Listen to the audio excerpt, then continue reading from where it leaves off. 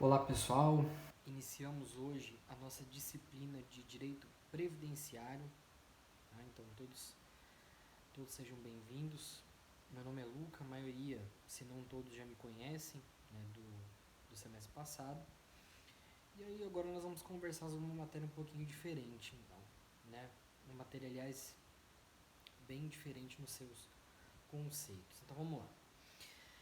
Inicialmente, pessoal, nós temos que entender o direito previdenciário como algo sempre social, né? Então nós temos aí uma ideia de direito previdenciário que é de um auxílio àquelas pessoas que estão necessitadas. E aí nós vamos entender de onde que o direito previdenciário surge e qual que é, principalmente, né, o efeito dessa noção de solidariedade social dentro desse conceito que vai se formando aí de direito previdenciário.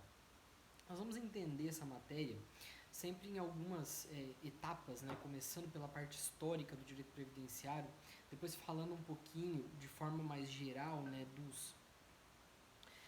das formas de previdência social, das formas de sistema previdenciário, um sistema previdenciário então contributivo, um sistema previdenciário solidário e assim por diante, né? Nós vamos entender depois qual é a nossa realidade brasileira, né, dentro desses sistemas previdenciários. Nós vamos entender quais são os benefícios previdenciários, então, parte logicamente fundamental da matéria, né, falar sobre os benefícios previdenciários em espécie, quais são os requisitos, qual é o procedimento, né, que se dá para obter cada um desses benefícios e assim por diante.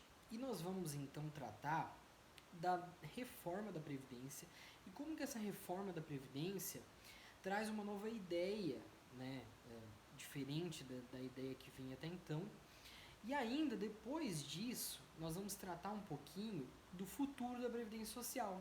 E por que que essa Previdência Social ela deve ser, ou pelo menos na ideia, né, dos estudiosos, ela deve ser repensada. Por que que para um futuro da Previdência eu preciso repensar esse modelo, eu preciso repensar a forma como a população e principalmente, né, a classe política, né, vê a Previdência, e daí então a gente até ousar, né, e propor um novo modelo de Previdência dentro dessa ideia aí de estudo. E aí nós vamos começar com as noções introdutórias de direito previdenciário, tá? Nessa aula de hoje nós vamos tratar das noções preliminares de direito previdenciário. E uma dessas noções preliminares é justamente de onde vem essa ideia de previdência, né? De onde vem essa ideia de seguro social. E aí nós vamos ver que essa ideia ela surge justamente da necessidade de abarcar essas pessoas que por alguma razão não podem é, se sustentar, né, por conta própria, por seu próprio trabalho, seja no caso daquelas que já tiveram uma condição de se sustentar pelo seu próprio trabalho e não tem mais, quanto no caso daquelas que nunca tiveram e não vão ter essa condição por alguma razão específica. E aí nós vamos tratar de diferenças fundamentais também entre a previdência social e a assistência social, por exemplo, né?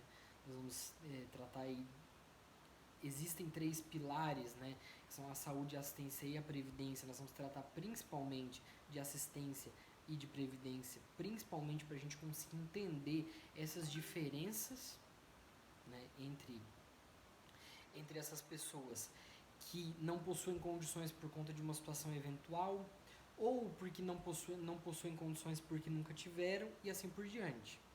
Então, nós vamos tentar entender um pouquinho essa dinâmica aí de como que eu separo essas pessoas e como que eu vou, no final das contas, né, isso já falando do Estado brasileiro, financiar cada uma dessas pessoas.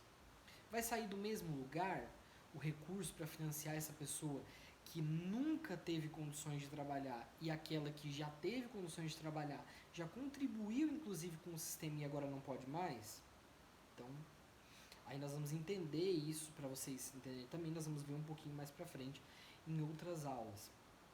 Então vamos lá. A gente começa entendendo um pouquinho a relação que o ser humano tem com o trabalho. E na antiguidade a gente vê que a relação que o ser humano tem com o trabalho é uma relação de aversão, digamos, ao trabalho. Então eu tenho lá, inclusive, doutrina citando Aristóteles, que entendia que o conhecimento ou a sabedoria só era adquirida pelo ócio. Ou seja, para que eu consiga, segundo, né, o filósofo, para que eu consiga adquirir conhecimento, adquirir sabedoria, eu deveria estar em ócio, eu não poderia trabalhar. Então, segundo o próprio filósofo, é para isso que existem então os escravos, para que eles possam trabalhar enquanto eu, senhor, digamos, né, eu teria o tempo necessário para adquirir conhecimento, para adquirir sabedoria. Então essa frase, né, essa ideia, ela resume muito a relação que o ser humano tinha na antiguidade com o trabalho. O trabalho, ele era reservado àquelas pessoas que estavam numa classe social, nós não estamos falando aqui nem de classe social mais baixa, é uma classe social quase que de pessoas inexistentes. Nós estamos falando de escravos aqui que sequer eram consideradas pessoas nessa época. E aí, eu tenho a primeira das grandes revoluções, né, em relação ao trabalho, que é a Revolução Industrial. E aí, com a Revolução Industrial, eu tenho uma mudança nessa ideia de trabalho para que o trabalho passe a ser não algo deplorável, né, não algo abominável, mas sim uma fonte de subsistência para algumas pessoas. Aí começa a se formar o proletariado, na verdade, né? Eram pessoas que viviam para o trabalho, trabalhavam 12 horas, 14, 16 horas por dia, para se sustentar basicamente, porque recebiam salários que eram basicamente suficientes para aquela básica sobrevivência,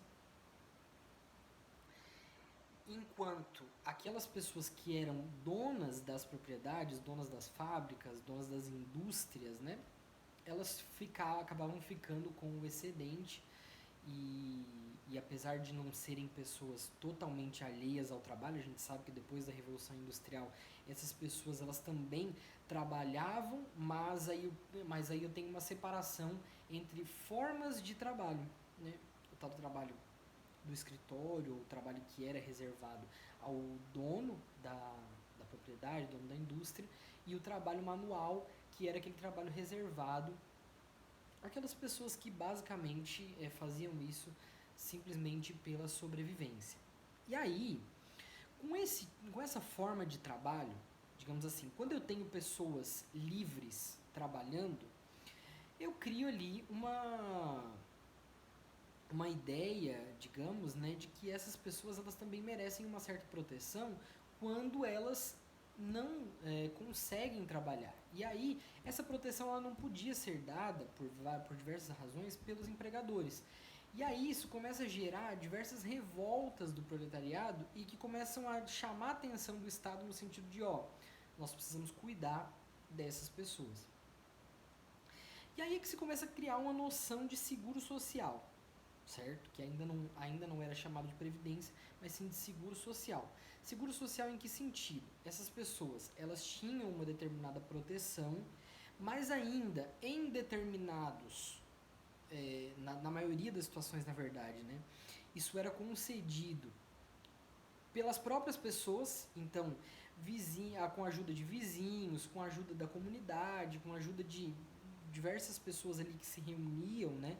Aquela pessoa acabava conseguindo o seu sustento, mas isso ainda não era suficiente. E aí é que se começa a perceber, olha, eu tenho que ter uma forma de garantir que essas pessoas tenham um mínimo existencial. E aí começa a se criar uma ideia de previdência social. Aí é que começa a discutir quais são as formas, né, de previdência social que eu vou poder usar. Aí a gente vai até debater um pouquinho mais pra frente, mas eu tenho uma ideia aí de Bismarck, que tinha uma ideia de financiamento individual, né, dessas contribuições e, portanto, dos benefícios decorrentes, contra Beveridge, isso na Inglaterra, né, que tratava de um financiamento público para fins de benefícios particulares, de benefícios de algumas pessoas que tinham necessidade, né, de ter aqueles benefícios. E aí, depois disso, eu já tenho algumas outras revoluções de lá para cá, né? Não revoluções tão grandes quanto a Revolução Industrial, na verdade, hoje nós estamos passando por uma revolução quase tão grande quanto a Revolução Industrial, que seria a Revolução Tecnológica, tá? Mas algumas mudanças ao longo do caminho que vão trazer isso para uma realidade nossa, de financiamento social, de uma previdência que é destinada a todos e que, portanto, é financiada também por todos. Mais um ponto aqui, inclusive que nós vamos ver durante o semestre, é se de fato essa previdência social é financiada por todos e se de fato ela é para todos realmente, tá bom? Então, esses são dois pontos aí que a gente vai ver bem interessantes. E depois a gente vai tratar um pouquinho também dos fundamentos da previdência social, principalmente as bases para essa liberdade plena, digamos assim, que eu tenho. Se eu tenho uma ideia de que a mesma pessoa ela tem que financiar o sistema e ela deve receber depois, então eu estou falando de um sistema livre, né, de um sistema de liberdades. Agora, para que eu tenha esse sistema de liberdades funcionando adequadamente, eu preciso ter, em primeiro lugar, uma base fundamental que permita essas pessoas serem livres. Tá? E é isso que o próprio liberalismo, na verdade, chama de renda mínima, ou alguns ainda chamam de mínimo existencial, mesmo, só que com uma diferença conceitual para aquele mínimo existencial que está na nossa Constituição, por exemplo. Então eu tenho que ter esse mínimo, digamos, existencial, né, vamos chamar assim, para que essa pessoa possa ser livre. Porque com menos do que isso, ela está condicionada às escolhas que levam ela a atingir esse mínimo existencial. Segundo ponto, segundo fundamento da Previdência Social, a filiação compulsória. Então, nós vamos ver as características dessa filiação compulsória, né? E por que, então, que o nosso sistema define que todas as pessoas elas devem obrigatoriamente se filiar à Previdência Social.